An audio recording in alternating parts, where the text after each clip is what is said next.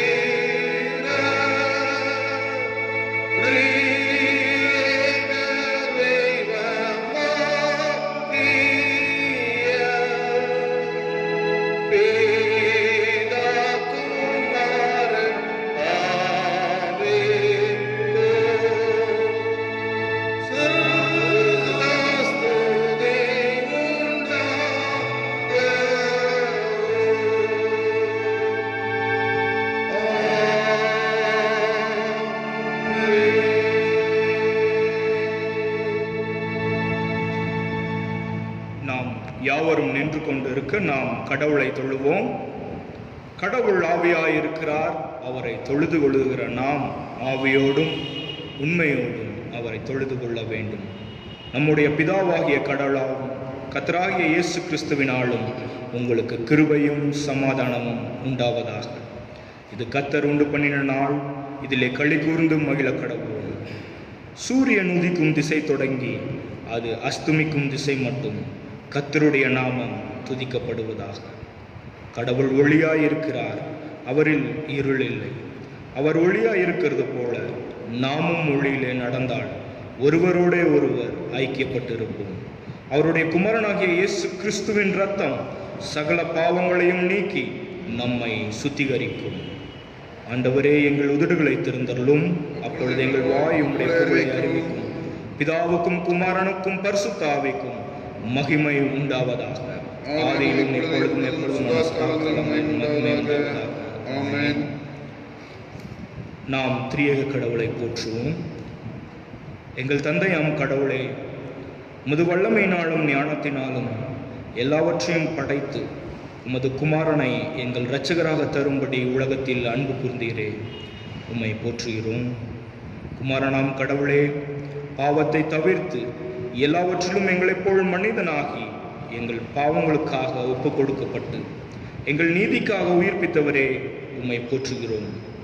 பரிசுத்த ஆவியானவராகிய கடவுளே, எல்லா உண்மைகளுக்குள்ளும் எங்களை வழிநடத்தி கடவுளின் அன்பை எங்கள் நெஞ்சில் பொழிகிறவரே, உம்மை போற்றுகிறோம். பிதா, குமாரன், பரிசுத்த ஆவியாகிய கடவுளே, உமக்கே எக்காலமும் எல்லா புகழும் மகிமையும் உண்டாவதாக. ஆமென். நமக்கு பாவம் இல்லை என்போமானால் நம்மை நாமே வஞ்சிக்கொள்ளாக்குவோம். நமக்குள் உண்மை இல்லை. நமது பாவங்களை நாம் அறிக்கையிட்டால் பாவங்களை நமக்கு மன்னித்து எவ்வித அநீதமும் நீங்க நம்மை சுத்திகரிப்பதற்கு அவர் நம்பத்தக்கவரும் நீதியும் உள்ளவர். நான் எழுந்து என் தகப்பனிடத்திற்கு போய், தகப்பனே, பரத்துக்கு விரோதமாகவும் உமது பார்வையிலும் பாவம் செய்தேன். இனி உம்முடைய மகன், உம்முடைய மகள் என்று சொல்லப்படுவதற்கும் நான் பாத்திரன் அல்ல. உம்முடைய கூலிக்காரரில் ஒருவனாக என்னை வைத்துக் கொள்ளும் என்பேன். கடவுள் ராஜ்யம் சமீபத்திருக்கிறது. மனம் திரும்பி சுவிசேஷத்தில் நம்பிக்கை வையுங்கள். நமது பலவீனங்களுக்காக பரிதபிக்க முடியாத பிரதான ஆசாரியர் நமக்கிராமல் எல்லா விதத்திலும் நம்மை போல் சோதிக்கப்பட்டும் பாவம் இல்லாத பிரதான ஆசாரியரே நமக்கு இருக்கிறார். ஆகையால் நாம் முழங்கால் படியிட்டு சற்று நேரம் நம்மை நாமே சோதித்து அறிவோம். சற்று நேரம் நாம் ஜெப நிலையில் இருந்த வண்ணமாகவே நாம் நம்மை சோதித்து அறிவோம்.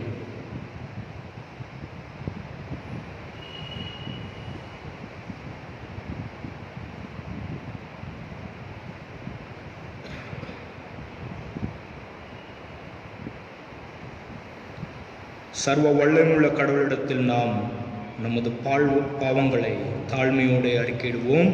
நாம் இரண்டாம் பாவ அறிக்கையின் ஜெபத்தை ஏறெடுப்போம். எங்கள் தந்தையாம் கடவுளே, நினைவினாலும் வார்த்தையினாலும் செய்கையினாலும் உமக்கு விரோதமாய் பாவம் செய்திருக்கிறோம். முழு மனதோடும் நாங்கள் உம்மை நேசிக்கவில்லை. எங்களிடத்தில் நாங்கள் அன்பு கூறுவது போல அயலாரிடத்தில் நாங்கள் அன்பு கூறவில்லை. எங்கள் மேல் இரக்கமாய் இருக்க உம்மை வேண்டிக் கொள்கிறோம். எங்கள் பாவ அழுக்கை நீக்கி எங்களை சுத்திகரியும். எங்கள் குற்றங்களை விட்டுவிட எங்களுக்கு உதவி புரியும். எங்கள் ஆண்டவர் இயேசு கிறிஸ்துவின் மூலமாய் வேண்டிக் கொள்கிறோம் பிதாவே. ஆமென். சர்வ வல்லமையும் மிகுந்த இரக்கமுள்ள ஆண்டவர் மன்னிப்பையும் பாவ நிவர்த்தியும் நம்மை கட்டளையிட்டு அருளி வாழ்க்கையை சீர்படுத்துவதற்கான காலத்தையும் தமது பரிசுத்த ஆவியின் கிருபையும் தேற்றுதலையும் தந்தருள்வாராக. ஆமென். ஆண்டவரை துதியுங்கள். ஆண்டவர் நாம் துதிக்கப்படுவதாக. நாம் அமருவோம். இப்பொழுது வேத பகுதி வாசிக்கப்படும்.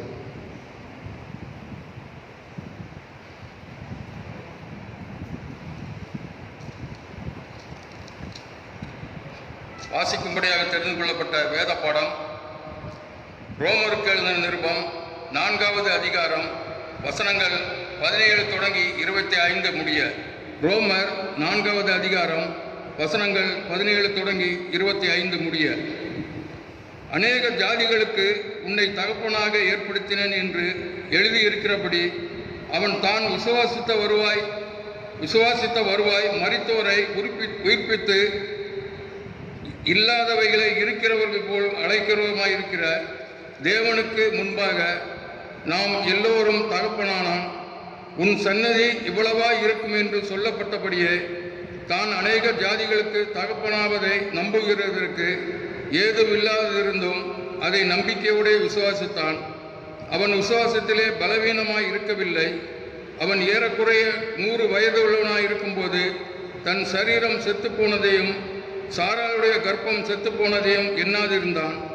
தேவனுடைய வாக்குத்தத்தத்தை குறித்து அவன் அவிசுவாசமாய் சந்தேகப்படாமல் தேவன் வாக்குத்தத்தம் பண்ணினதை நிறைவேற்ற வல்லவராய் இருக்கிறார் என்று முழு நிச்சயமாய் நம்பி தேவனை மகிமைப்படுத்தி விசுவாசத்தில் வல்லவனானான். ஆகையால் அது அவனுக்கு நீதியாக எண்ணப்பட்டது. அது அவனுக்கு நீதியாக எண்ணப்பட்டது என்பது அவனுக்காக மாத்திரமல்ல, நமக்காகவும் எழுதப்பட்டிருக்கிறது. நம்முடைய கர்த்தராகிய இயேசுவை மரித்தோரிலிருந்து எழுப்பினவரை விசுவாசிக்கிற நமக்கும் அப்படியே எண்ணப்படும். அவர் நம்முடைய பாவங்களுக்காக ஒப்பு கொடுக்கப்பட்டும் நாம் நீதிமான்களாக்கப்படுவதற்காக எழுப்பப்பட்டும் இருக்கிறார் என்பதை வாசிக்கும்படியாக தெரிந்து கொள்ளப்பட்ட வேத பாடம் வாசித்தாயிற்று. தேவனை உமைக்க மகிமை உண்டாவதாக.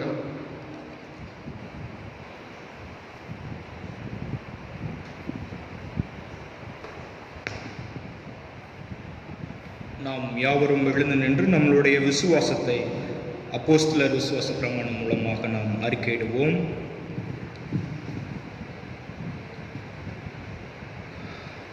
வானத்தையும் பூமியையும் படைத்த சர்வ உள்ளம் பிதாவாகிய தேவனை விசுவாசிக்கிறேன். அவருடைய ஒரே குமாரனாகிய நம்முடைய நாதர் இயேசு கிறிஸ்துவையும் விசுவாசிக்கிறேன். அவர் பரிசுத்த ஆவியினாலே கண்ணின் மறையிடத்தில் உற்பவித்து பிறந்தார். பொந்திய பிலாத்தின் காலத்தில் பாடுபட்டு சிலுவையில் அறையுண்டு மரித்து அடக்கம் பண்ணப்பட்டு பாதாளத்தில் இறங்கினார். 3ஆம் நாள் மரித்தோரிடத்திலிருந்து எழுந்தினார். பரமனத்திற்கு ஏறி சர்வ வல்லமுள்ள பிதாவாகிய தேவனுடைய வலது பார்சத்தில் வீற்றிருக்கிறார். அவ்விடத்திலிருந்து உயிரோரும் மருத்துவரையும் நியாயம் தீர்க்க வருவார். பரிசுத்த ஆவியை விசுவாசிக்கிறேன். பொதுவாக இருக்க பரிசுத்த சபையும் பரிசுத்தவானுடைய ஐக்கியமும் பாவம் மன்னிப்பும் சரீர உயிர்த்தெழுதலும் நித்திய ஜீவனும் உடன் விசுவாசிக்கிறேன். ஆமேன். அமருவோம்.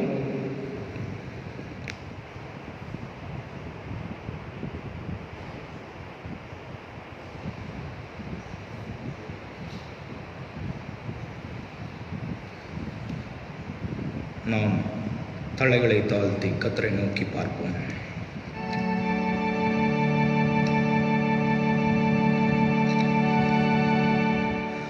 வாரும் தூய ஆவியே,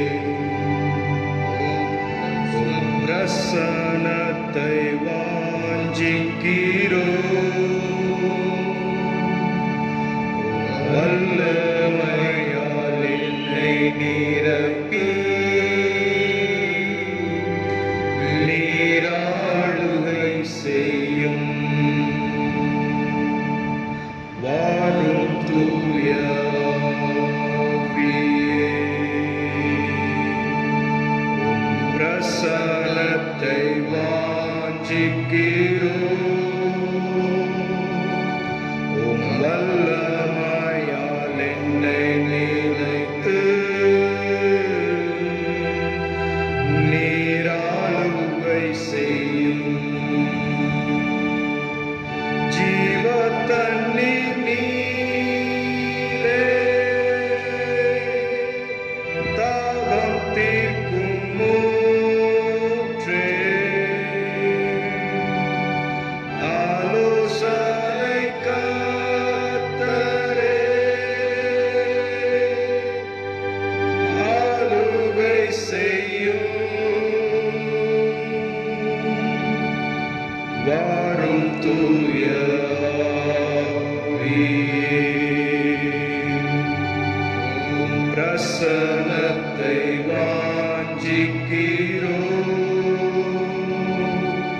உம் வல்லமையால் என்னை நிலைத்து ஆளுகை செய்யும்.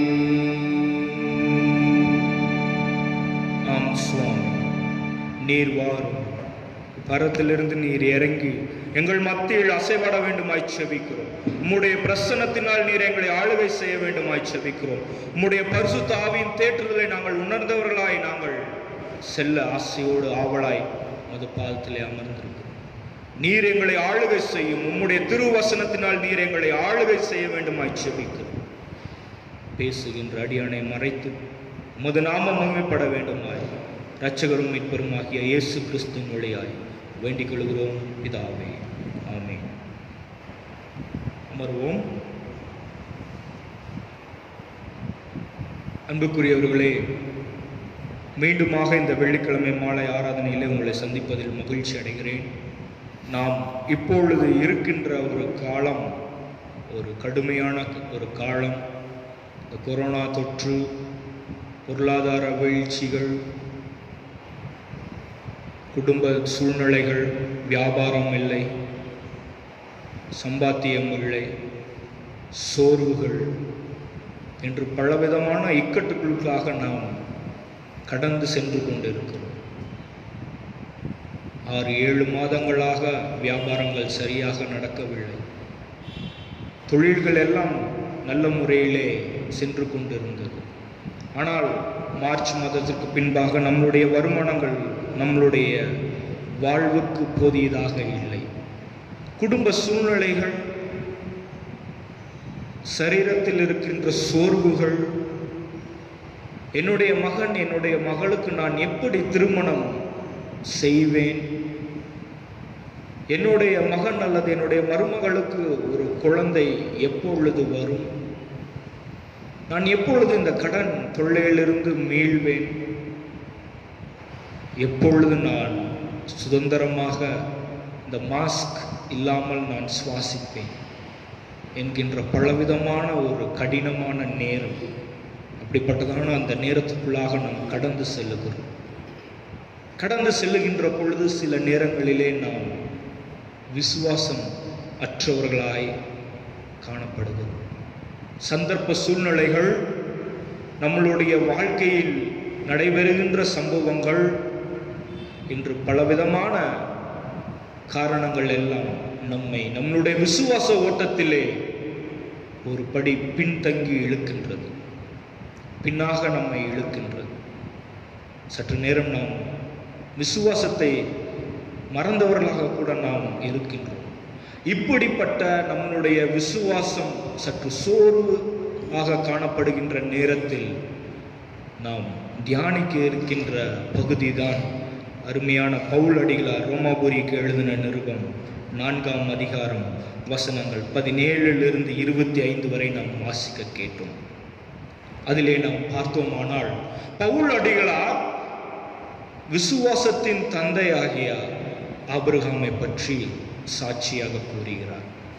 இந்த 4ஆம் அதிகாரம் முழுமையாக ஆபிரகாமை பற்றி, அவருடைய சாட்சியை பற்றி எல்லாம் கூறுகிறார். அதிலே நாம் இன்றைக்கு தியானிக்க இருக்கின்ற வசனம் 17வது வசனம். ரோமர் 4ஆம் அதிகாரம் 17ஆம் வசனம். நான் வாசிக்கிறேன். அநேக ஜாதிகளுக்கு உன்னை தகப்பனாக ஏற்படுத்தினேன் என்று எழுதியிருக்கிறபடி அவன் தன் விசுவாச வருமாய் மரித்தோரை உயிர்ப்பித்து இல்லாதவைகளை இருக்கிறவைகளாய் போல அழைக்கிறவருமாய் இருக்கிற தேவன். இல்லாதவைகளை இருக்கிறவர்களாய் அழைக்கின்ற தேவன். நம்மளுடைய வாழ்க்கையிலும் சில நேரங்களிலும் நாம் இல்லாதவர்களாக தான் நாம் காணப்படுகிறோம். சற்று காலங்களாக நம்முடைய வாழ்க்கையிலே ஒரு குறைவு உள்ளவர்களாக நாம் காணப்படுகிறோம். அநேக மக்களிடத்தில் நாம் பேசுகின்ற பொழுது, அவர்களுடனே ஆழமாக கருத்துக்களை எல்லாம் பகிர்ந்து கொள்ளுகின்ற பொழுது, அவர்கள் எல்லாரும் நாம் சொல்லுகின்ற ஒரு வழக்கமான ஒரு பதில், கொரோனாவுக்கு முன்பாக நல்லா தொழில் போயிட்டு, நல்ல சம்பாத்தியம், இப்போ வேலை இல்லை, நன்றாக வேலை செய்து கொண்டு வந்தேன், இந்த கொடிய நோயினால் என்னுடைய வேலையை நான் இழந்தேன் என்று இல்லாதவர்களாக நாம் திகழ்கின்றோம். இல்லாதவர்களாகிய நம்மை இருக்கிறவைகளாக போல் அழைக்கிறவருமாயிருக்கிற தேவன். We don't have anything, but God is calling us and blessing us to give everything. கடவுள் இல்லாதவர்களாகிய நம்மை அழைத்து இருக்கிறவர்களாக ஆக்குகிறார். அப்படித்தான் நாம் ஆபிரகாமினுடைய வாழ்க்கையிலும், விசுவாசத்தின் தந்தை ஆகிய ஆபிரகாமினுடைய வாழ்க்கையிலும் கடவுள் அப்படியாக அழைக்கிறார்.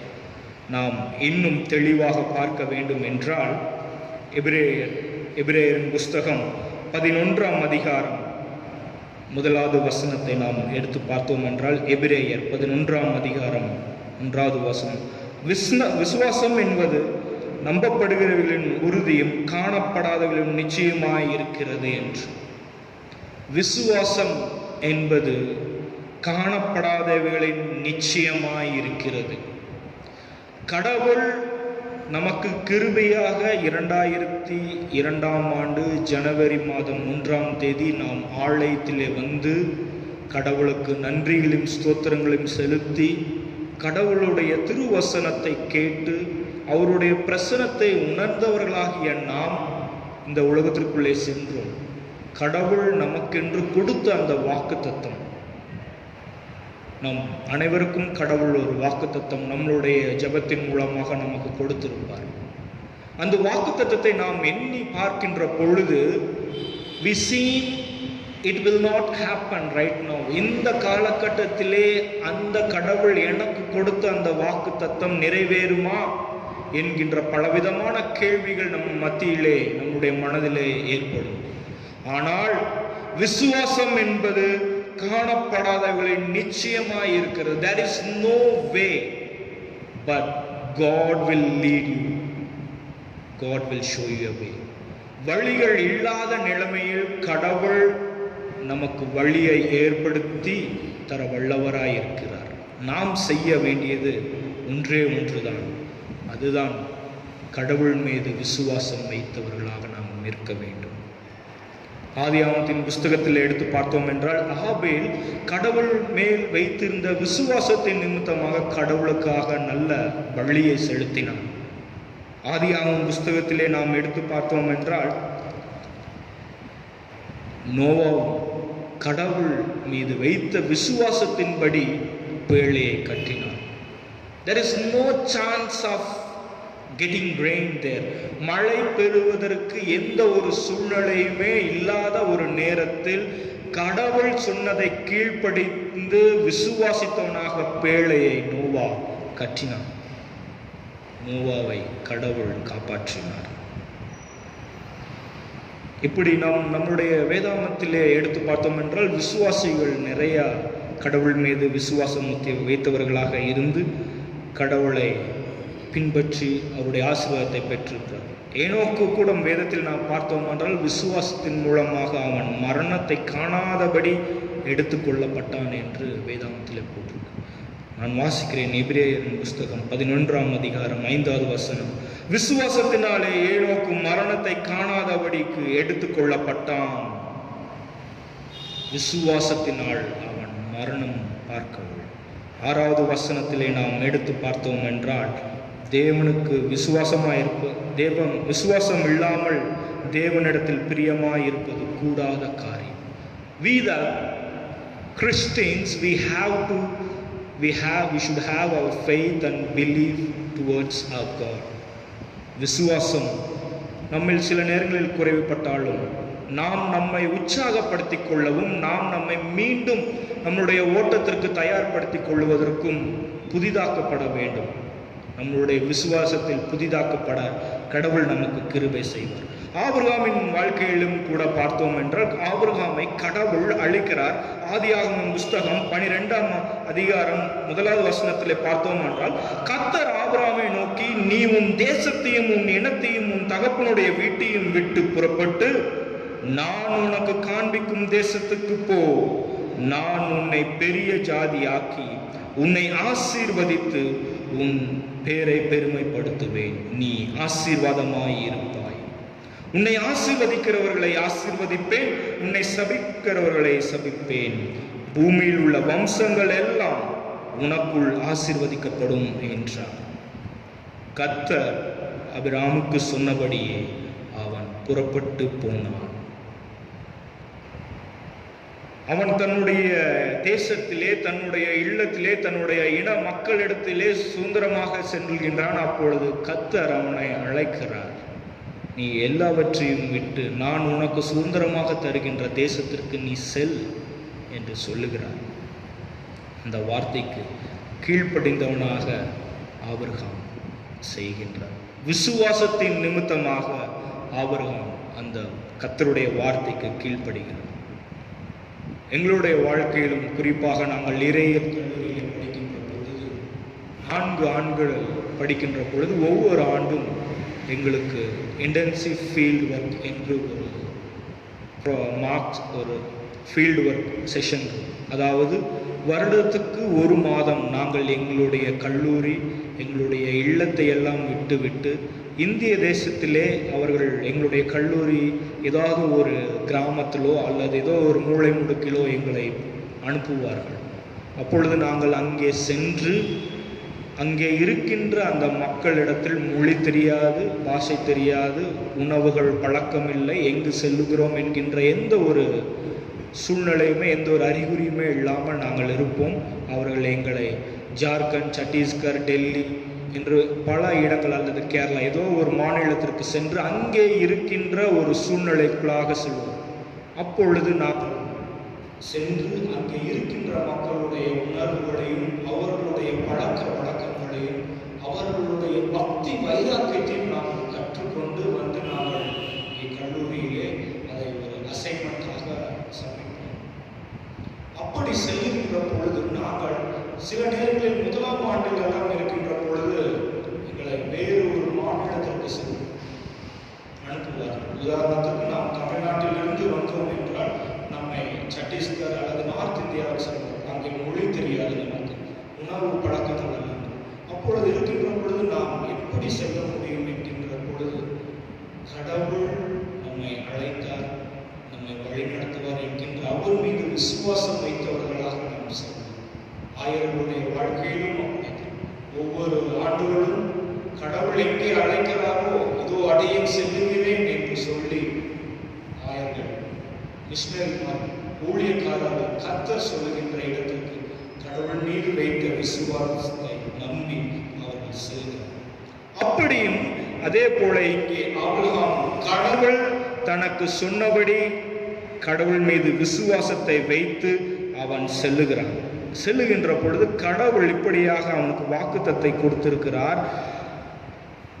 நான் உன்னை பெரிய ஜாதியாக்கி உன்னை ஆசீர்வதித்து உன் பேரை பரிமப்படுத்துவேன், நீ ஆசீர்வாதமாயிருப்பேன் என்று.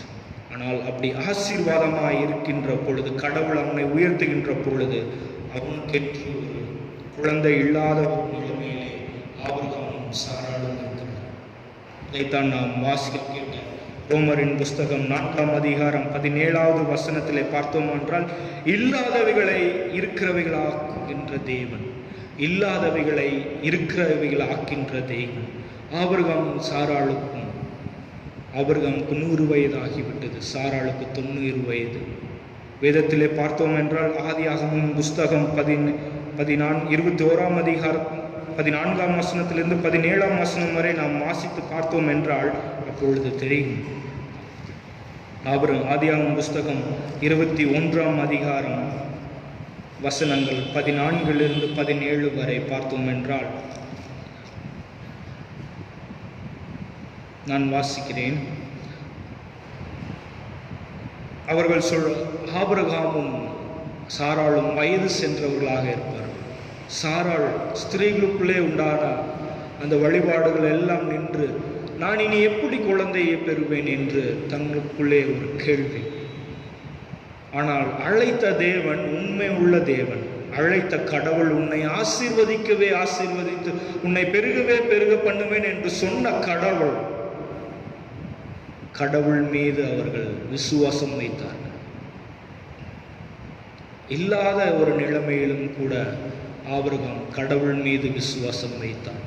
கடவுள் அவனுக்கு பிள்ளைகளை கொடுத்து ஆசீர்வதித்தார்.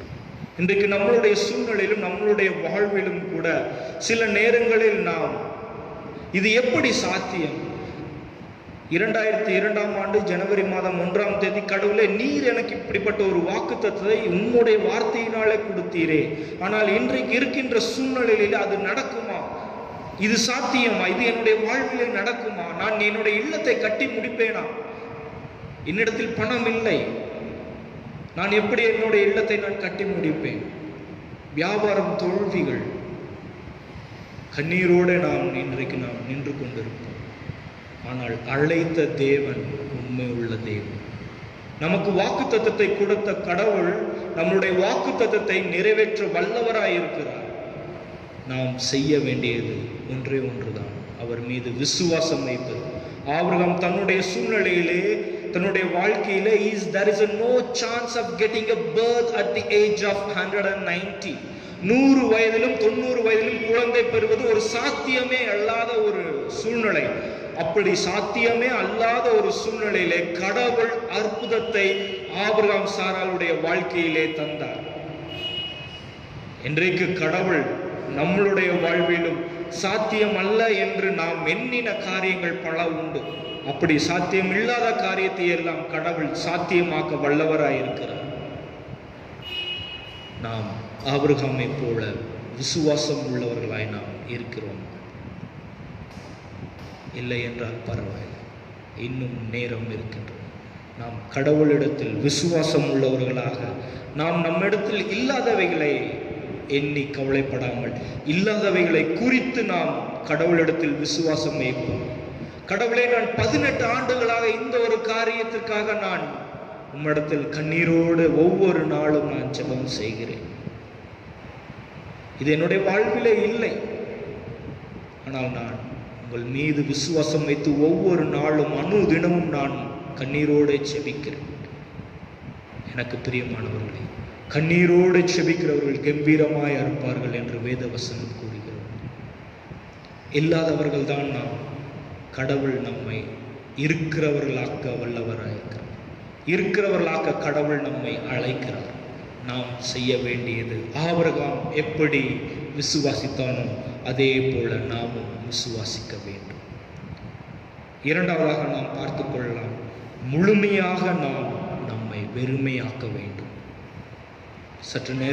சற்று சூழ்நிலையிலே நாம் சில நேரங்களிலே நாம் நம்மளுடைய சுய பலத்திலே நாம் நின்று கொண்டிருப்போம். ஆபிரகாமுடைய வாழ்விலே பார்த்தால் அவன் சுய பலத்தில் நிற்க முடியாத ஒரு சூழ்நிலை, ஒன்றும் இல்லாதவனாக ஆபிரகாம் தன்னை தாழ்த்தினான். முழுமையாக தன்னை வெறுமையாய் கர்த்தரிடத்தில் ஆபிரகாம் ஒப்புவித்தார்.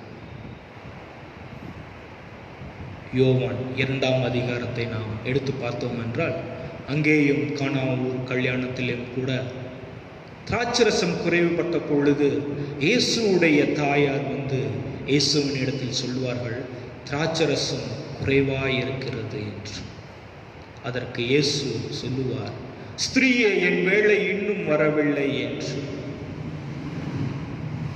இந்த வசனத்தை நான் ஆழமாக யோசித்து பார்க்கையில், மற்றும் பல புக்ஸ், கமெண்ட்ரிஸ் எல்லாம் ரெஃபர் பண்ணியில், எந்த ஒரு சூழ்நிலையில ஏன் இயேசு அந்த ஒரு இடத்தில் இப்படியாக தன்னுடைய தாயாருக்கு என் வேளை இன்னும் வரவில்லை என்று கூறியிருப்பார் என்று பார்க்கின்ற பொழுது, அங்கே திராட்சரசம் தீர்ந்து போகவில்லை, அங்கே திராட்சரசம் குறைவாய் காணப்பட்டது.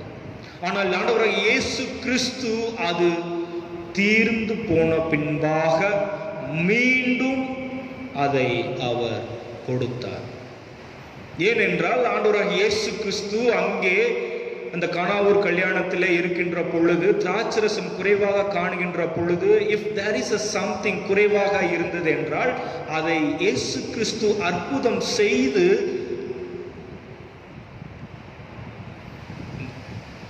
மீண்டும் நிறைய ஒரு திராட்சரசமாக நிறைய அளவிலே கொண்டாந்து வைத்தாள் என்றால், பரிசேயரும் சதிசேயரும் இவர் ஏதோ ஒரு மாய்மாலம் பண்ணி அல்லது தண்ணீரையோ சர்க்கரையோ எதையோ ஒன்று போட்டு செய்து விட்டார், இது அற்புதம் அல்ல என்று பேசுவார்கள், பேசியிருப்பார்கள். ஆனால் ஆண்டவராக இயேசு கிறிஸ்து அதை முழுமையாக தீர்ந்த பின்பாக அவர் மீண்டும் அதை ஆசீர்வதித்து அற்புதம் பண்ணினார் அந்த இடத்திலே. நம்மளுடைய வாழ்விலும் அப்படித்தான். சில நேரங்களிலே, சில சந்தர்ப்ப சூழ்நிலைகளிலே நாம் நம்மளுடைய சுய அறிவிலும், சுய பலத்திலும், சுய நபர்களுடைய தொடர்பிலும் நாம் இதை செய்து விடலாம் என்று நாம் கடவுள் மீது பாதி நம்பிக்கை, மனிதர்கள் மீது பாதி நம்பிக்கை வைத்தவர்களாக நாம் இருப்போம். ஆனால் கடவுள் அதை ஏற்றுக்கொள்வதில்லை.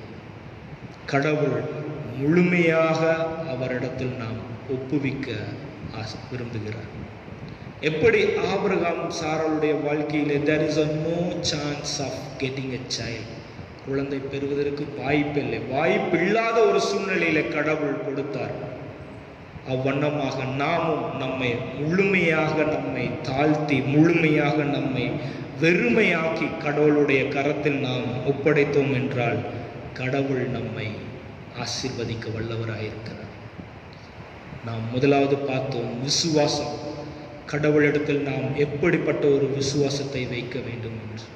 ஏனென்றால் கடவுள் நம்மை அழைத்து நமக்கு ஒரு நல்ல ஒரு வாழ்க்கையை கொடுத்திருக்கிறார். அந்த வாழ்க்கையை பெற்றுக்கொண்ட நாம் கடவுள் மீது விசுவாசம் வைத்தோம் என்றால் கடவுள் அதை நம்முடைய வாழ்விலே நடத்தி கொடுக்க வல்லவராயிருக்கிறார். இங்கே ஆதியாகமம் புஸ்தகம் 18ஆம் அதிகாரத்தை நாம் எடுத்து பார்த்தோம் என்றால் ஆகாருடைய வாழ்க்கை இருக்கிறது. ஆதியாகமம் 18ஆம் அதிகாரம் 14ஆம் வசனத்தை நான் வாசிக்கிறேன். கர்த்தரால் ஆகாத காரியம் உண்டோ என் ஆகாருடைய வாழ்விலும் கூட பார்த்தோம் என்றால் ஆதியாகமம் 21:14ஆம் வசனம், அப்பொழுது பிள்ளை சாகிறதை நான் பார்க்க மாட்டேன் என்று எதிராக அம்பு பாயும் தூரத்திலே போய் உட்கார்ந்து சத்தமிட்டு அழுதாள். ஆகார் அவருடைய வாழ்க்கையை நமக்கு நன்றாக தெரியும். வனாந்தரத்திலே இருக்கின்ற தன்னுடைய மகன் மடிந்து போகிறான். வனாந்தரத்திலே பயணமாக வந்த சோர்வுகள், தண்ணீர்கள் தீர்ந்து விட்டது. நான் என்னுடைய மகன் மடிந்து போகிறதை நான் பார்க்க முடியவில்லையே என்று கடவுளிடத்தில் உறக்கமாக சத்தமிட்டு அழுதாள். ஆகாருடைய சத்தத்தை கடவுள் கேட்டு மகளை ஆசீர்வதித்தார். எப்படி ஆசீர்வதித்தார்? வனாந்தரத்திலே தண்ணீர்கள் ஊற்றினால் கடவுள் ஆகாரை ஆசீர்வதித்தார். வனாந்தரத்திலே தண்ணீர் ஊற்று இருப்பதற்கு சாத்தியமே அல்ல. It's proven. சாத்தியமில்லாத ஒரு சூழ்நிலையிலே கடவுள் அற்புதத்தையும் அதிசயத்தையும் ஆகாருடைய வாழ்க்கையிலே கொடுத்தார். அவளுடைய மகனை காப்பாற்றினார். அவள் அழுது கர்த்தரிடத்தில் விண்ணப்பம் செய்தார். கிறிஸ்துவர்களாகிய நாம், கிறிஸ்துவை ஏற்றுக்கொண்டவர்களாகிய நாம் கடவுள் மீது விசுவாசம் வைத்தவர்களாக, நாம் நம்மை முழுமையாக வெறுமை ஆக்கினவர்களாக கடவுளுடைய கரத்தில் சத்தமிட்டு அழுது நாம் ஒப்படைத்தோமானால் கடவுள் நமக்கு கொடுத்த வாக்குத்தத்தத்தை எல்லாம் நிறைவேற்ற வல்லவராயிருக்கிறார். கடைசியாக நடந்த ஒரே ஒரு உண்மை சம்பவத்தை நான் உங்கள் மத்தியில் சொல்லி நான் முடிவு செய்கிறேன். டாக்டர் மார்கன் என்கின்ற ஒரு மருத்துவர் அமெரிக்க தேசத்திலே இருக்கிறார். அவர் இந்த கேன்சர், புற்றுநோய்க்கான மருந்தை அவர் தயாரித்திருக்கிறார். புற்றுநோய்க்கான மருந்துகளை அவர் தயாரிக்கின்ற ஒரு சூழ்நிலையிலே இருந்து அதற்கான அந்த புற்றுநோயை கட்டுப்படுத்துவதற்கான மருந்துகளை முதலில் தயாரித்தவர் டாக்டர் மார்கன். அப்படி தன்னுடைய மருத்துவ ரீதியிலான தன்னுடைய வெற்றியை கொண்டாடுவதற்காக அவருக்கு பாராட்டு விழா அளிப்பதற்காக சிகாகோ என்கின்ற பட்டணத்திற்கு அவரை அழைத்தார்கள். அவர் சாயங்காலம் 6 மணி அளவிலே அவருக்கு ஒரு பாராட்டு விழா. அவர் இருக்கின்ற தேசம் அமெரிக்கா, ஆனால் அவருக்கு பாராட்டு விழா ஏற்படுகிறது சிகாகோ. அங்கே அவர் செல்ல வேண்டும் என்றால் ஃப்ளைட்டிலே அதிகாலையிலே சென்று நாம் அங்கே போய் சேர்ந்து விடலாம் என்று எண்ணி அதிகாலையிலே விமானத்தில் அவர் பயணம் செய்கிறார். பலத்த மழை, காற்று, சீதோசன நிலைகள் சரியாக இல்லாத காரணத்தினால் விமானத்தை நிறுத்திவிட்டார்கள். மத்தியானம் 1 மணி அளவிலே அவர் அந்த விமானியை இடத்தில் போய் கேட்கிறார், நான் 4 மணி அளவு 6 மணிக்குள்ளாக நான் அந்த சிக்காகோவுக்கு செல்ல வேண்டும். இப்பொழுது நீங்கள் ஃப்ளைட்டை நிறுத்திவிட்டீர்கள், நான் எப்படி செல்ல முடியும் என்று அவன் கேட்டான். அந்த மருத்துவர் கேட்டார். அப்பொழுது அவர், சரி, வேண்டுமென்றால் நாங்கள் உங்களுக்கு ஆல்டர்னேட்டாக வேறு ஒரு வழியை ஆயத்தப்படுத்துகிறோம் என்று அவர்களுக்கு என்று ஒரு கால் டாக்ஸியை ரெடி செய்தார்கள். இந்த கால் டாக்ஸியில் அந்த டாக்டர் மார்கனும் கால் டாக்ஸி ஓட்டுநரும் செல்லுகிறார்கள். பலத்த மழை, ரோடு சரியாக காண முடியாத ஒரு பலத்த மழை, பலத்த காற்று. கடந்த வாரத்திலே ஹைதராபாத்திலே மழை. செய்தித்தாள் மற்றும் செய்திகளெல்லாம் நாம் பார்த்தால் எப்படி அமெரிக்க தேசத்தில் கடுமையான மழை. அப்படிப்பட்ட ஒரு நேரத்திலே அந்த ஓட்டுநருக்கு ரோடு சரியாக தெரியாத ஒரு காரணத்தினால் அவர் வண்டியை நடு ரோட்டிலேயே நிறுத்திவிட்டார். பின்பாக டாக்டர் மார்கன் சொன்னார், மணி 5 மணி ஆகிவிட்டது, இன்னும் நம்மால் போய் சேர முடியாது. அந்த இடத்திற்கு 6 மணிக்கு போய் அந்த விருந்தை நான் பெற முடியாது. இருந்தாலும் பரவாயில்லை, இப்பொழுதைக்கு நாம் ஜாக்கிரதையாக இருப்போம் என்று சொல்லி அருகாமையில் ஏதாவது ஒரு இல்லம் அல்லது விளக்கு எரிவது இருந்தால் அங்கே செல்லுங்கள் என்று சொல்லிவிட்டார் அந்த ஓட்டுநரிடம். அந்த ஓட்டுநரும் சரி செல்லுகிறேன் என்று செல்லுகிறார்கள். பலத்த மழை, காற்று, ரோடு சரியாக தெரியவில்லை. இருள் சூழுகின்ற நேரத்திலே தூரத்திலே ஒரு இல்லத்தின் விளக்கு எரிந்து கொண்டிருக்கிறதை கண்டு அந்த இல்லத்திற்காக செல்லுகிறார்கள். அப்பொழுது அந்த வீட்டு காலிங் பெல்லை அவர்கள் அழைத்து அந்த டாக்டர் மார்கன் இல்லத்துக்குள்ளே பிரவேசிக்கின்ற பொழுது ஒரு தாயார் வந்து அவர்களுக்கு என்று டவல் மற்றும் காஃபிகளை எல்லாம் கொடுத்து சற்று நேரம் ஓய்வெடுங்கள் என்று. அப்பொழுது அந்த தாய் சொல்லுகிறார், மழை வேகமாக பெய்கிறது, வெளியே நீங்கள் எங்கும் செல்ல முடியாது, இந்த இரவில் இங்கேயே நீங்கள் தங்கிக் கொள்ளுங்கள் என்று சொல்லி நான் உங்களுக்கு இரவு உணவெல்லாம் நான் ஆயத்தப்படுத்துகிறேன், சற்று நேரம் நீங்கள் இங்கே இருங்கள், மணி 6 மணி ஆகிவிட்டது, இது என்னுடைய ஜெப நேரம் என்று சொல்லி அவரை அங்கேயே அமர வைத்து விட்டு அருகாமையில் அடுத்த ஒரு அறையிலே அவர்கள் செல்லுகிறார்கள். அப்பொழுது அந்த டாக்டர் மார்கன் அங்கிருந்து அமர்ந்து பார்த்து கொண்டு இருக்கிறார்.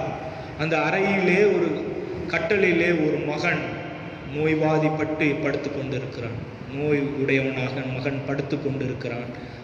அவனுடைய தாயார் அவனுடைய கால்மாட்டிலே தரையிலே அமர்ந்து கண்ணீரோடு செபித்து கொண்டிருக்கிறார்கள். Doctor Morgan is not an atheist or a theist. அவர் ஒரு நார்த்திகவாதியும் அல்ல, அல்லது ஒரு பக்தி விருத்தி உள்ள ஒரு மனிதனும் அல்ல. ஆனால் அவன் அப்படி அந்த தாயார் அழுகிறதை பார்த்து, யார் இந்த தாயார், எதற்காக அழுகிறார்கள் என்று கிட்டே வந்து அமர்ந்து தாயாருடனே அமர்ந்து தியானத்தில் ஈடுபடுகிறார். பின்பாக அவர்களுடைய ஜெபங்கள் எல்லாம் முடித்த பின்பாக அந்த தாயாரிடத்தில் கேட்கிறார், யார் இந்த மகன், எதற்காக அழுது கொண்டிருக்கிறீர்கள், என்ன ஆயிற்று என்று கேட்கின்ற பொழுது அந்த தாயார் சொல்கிறார், இவர் என்னுடைய மகன், 5 ஆண்டுகளாக இவனுக்கு புற்றுநோய் ஏற்பட்டது, புற்றுநோயினால் அவதிப்பட்டிருக்கிறான்.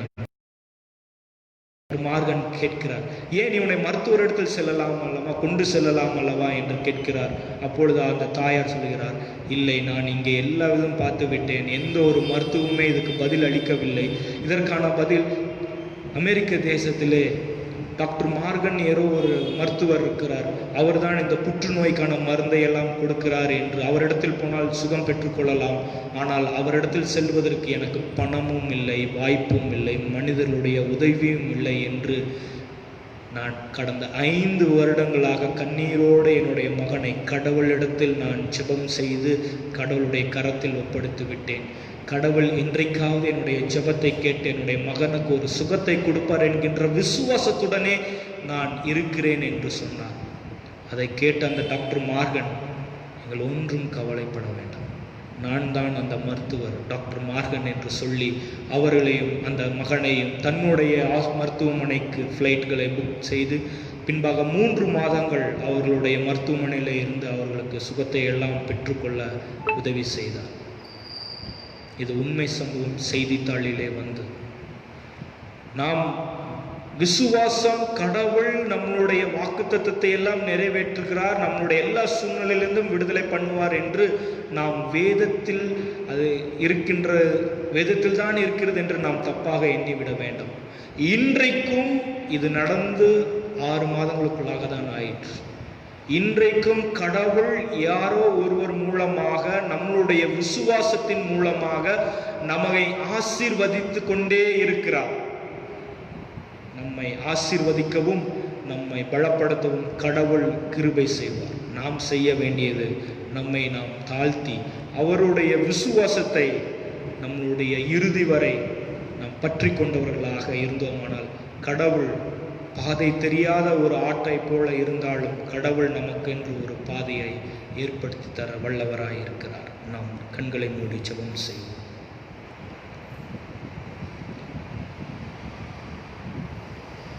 நேற்றும் இன்றும் மாறாத எங்கள் அன்பு நிறைந்த தந்தையே, பாதை தெரியாத ஆட்டை போல வழியை மறந்தவர்களாக, திக்கற்றவர்களாக நாங்கள் இங்கும் அங்குமாக அலைந்து திரிகிறோம். எங்களுடைய வாழ்விலே விசுவாசத்தை நாங்கள் கைவிட்டவர்களாக, எங்களுடைய விசுவாசத்தில் சோர்வு உடையவர்களாக நாங்கள் காணப்படுகிறோம். நீர் கொடுத்த அந்த வாக்குத்தத்தத்தை நாங்கள் எப்படி பெற்றுக்கொள்வோம் என்கின்ற ஒரு கேள்வியுடன், எங்களுடைய வாழ்க்கையிலே எப்படி இந்த காரியம் நடக்கும் என்கின்ற பலவிதமான மனக்குழப்பங்களுடன், கண்ணீரோடு நாங்கள் நம்மை பார்க்கிறோம்.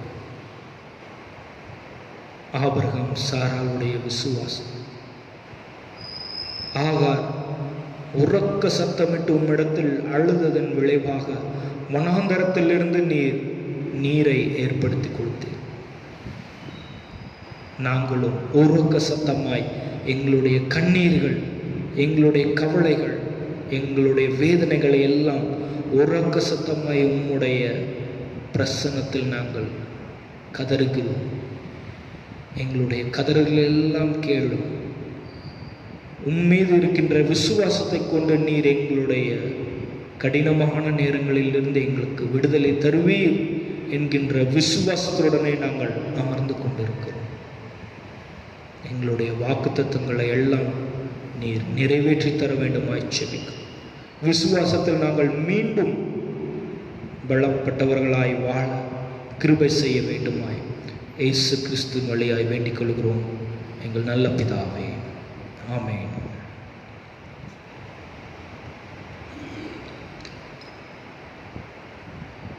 அருளுரை கேட்ட நாம் யாவரும் எழுந்து நின்று நாம் நம்மையும் நம்மளுடைய காணிக்கையும் அர்ப்பணிக்கும் வண்ணமாக நம்மளுடைய கீர்த்தனைகளிலே 108வது பாடலை பாடுவோம்.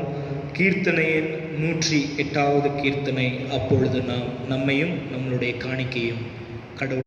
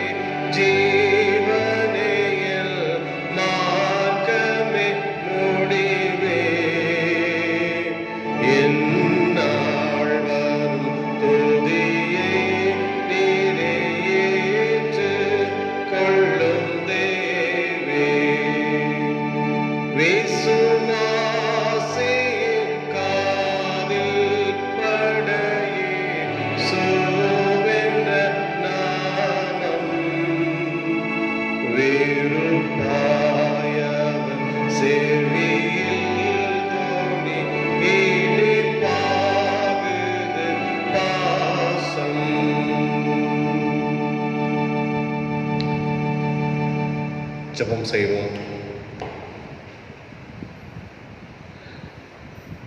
எங்கள் இருக்குமுள்ள ஆண்டவரே, உமக்கு நாங்கள் மீண்டுமாக நாங்கள் நன்றி செலுத்துகிறோம். இந்த மாலை நேரத்தில்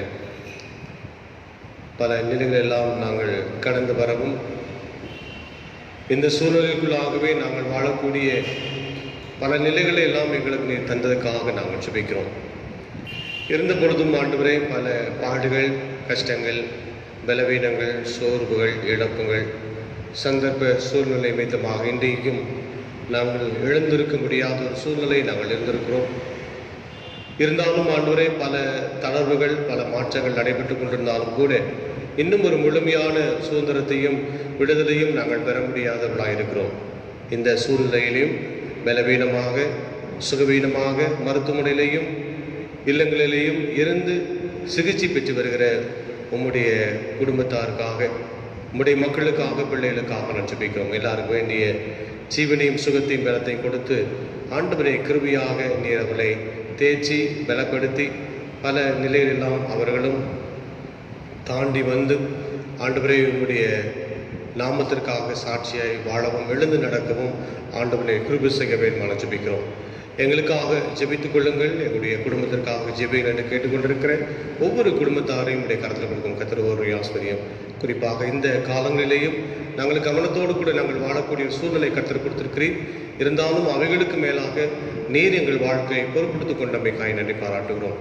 நாங்கள் கேட்ட உம்முடைய சத்திய வார்த்தையின் அடிப்படையில் நாங்கள் மீது எந்த அளவுக்கு விசுவாசத்தோடு கூட நாங்கள் வாழுகிறோமோ, அந்த விசுவாசத்தினுடைய முடிவிலே நாங்கள் ஒரு பெரிய மாற்றத்தையும், ஒரு பெரிய எழுச்சியும், ஒரு ஆசீர்வாதத்தையும் பெற்றுக்கொள்கிறோம் என்கிற ஒரு செய்தியும் நீர் கேட்க எங்களுக்கு தந்தை கிருபைக்காக நான் ஜெபிக்கிறோம். கதை தொடர்ந்து காத்துக்கொள்ளும். இந்த முகன் வழியாக கேட்டுக்கொண்டிருக்கிற ஒவ்வொரு குடும்பத்தாரையும் நாங்கள் இயேசு கிறிஸ்துவினுடைய விலையேறு பெற்ற நாமத்தில் நாங்கள் வாழ்த்தி ஆஸ்வதிக்கிறோம். ஆலயத்திலையும் தானத்திலே கலந்து கொண்டிருக்கிற மக்களை நம்முடைய கருத்தில் கொடுக்கிறோம். கடவுள் தாம் இந்த காலை நேரம் முதற்கொண்டு இந்த மாலை வரைக்குமாய் கத்தல் எங்களை கிருபையாய் நீ தாங்கினீர். எங்களுடைய தனிப்பட்ட வாழ்க்கையிலும் குடும்ப வாழ்க்கையிலும் நம்முடைய பிரசனம் எங்களோடு கூட தங்கினதுக்காக நன்றி பாராட்டுகிறோம்.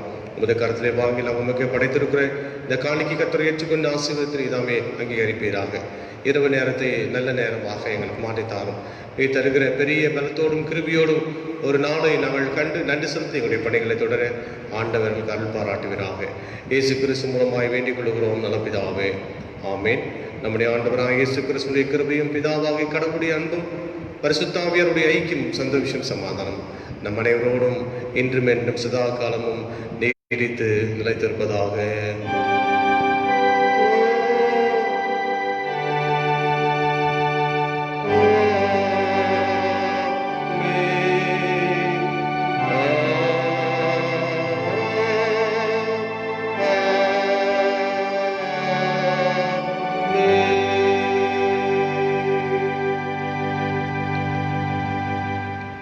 முடிவு பாடலாக பாமாலை 212வது பாமாலை பாடுவோம். பாமாலை 212வது பாமாலை.